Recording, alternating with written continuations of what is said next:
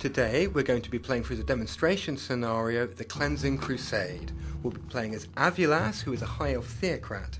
He's the leader of a group of elves who live in the forests, and whose land is being threatened by an encroaching blight.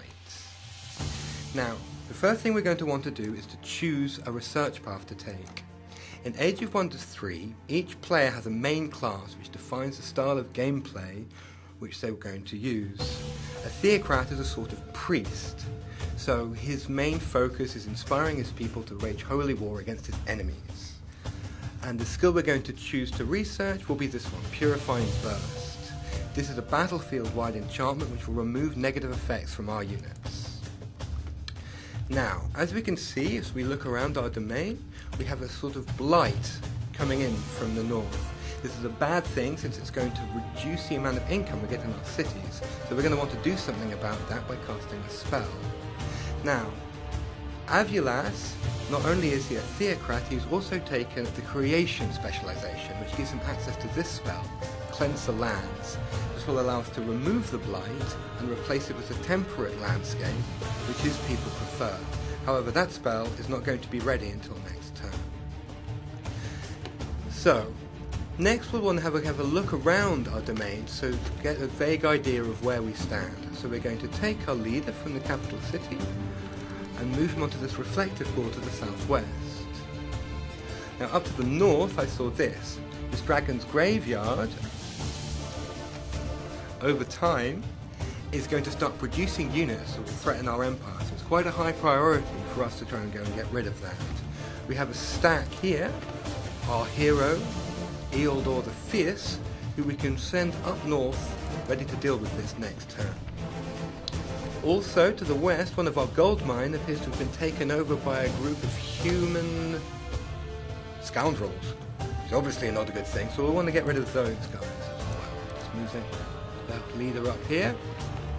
Select auto combat. It's not going to be a very interesting fight anyway, and that problem at least has been dealt with.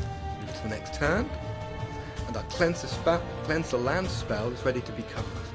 So, we center on this little sign here, and oops, okay, the blight has been gone, at least from the immediate area, and our citizens are happy.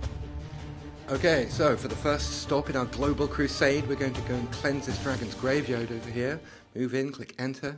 On the left we see our force of good against the evil armies of darkness on the right. Looks like we're going to be fighting a dragon. So click on manual combat. Don't really want the AI to be taking over here. Here we see the dragon's graveyard with the big scary bone dragons coming over here to probably do something really horrible to us. Yep, and there he goes. His breath. And now the other guys are coming in to follow up behind, the evil minions. Now, as theocrats, we obviously have a lot of powers to use against the undead and evil things. And the first thing we're going to try is cast the spell Bane of the Unnatural. This spell will give all of our devout units, which is most of the theocrat units, a damage bonus against the undead, i.e. this big scary dragon here.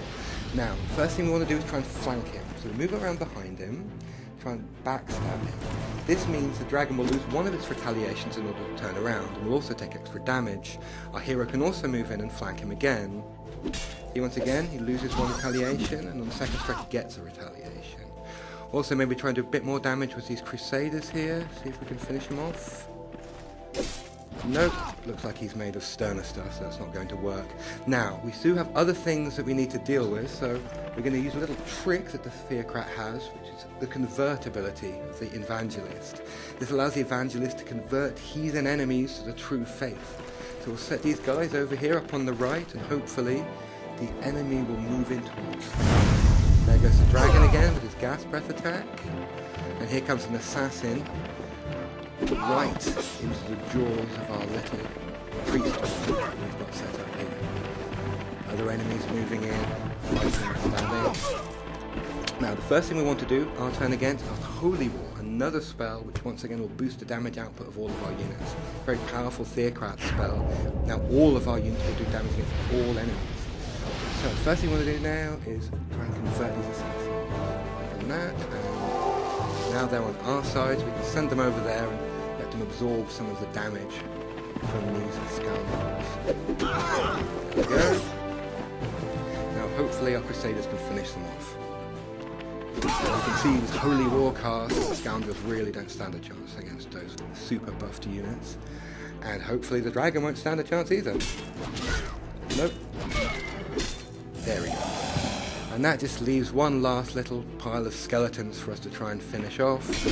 And down they go as well, and victory for the forces of justice.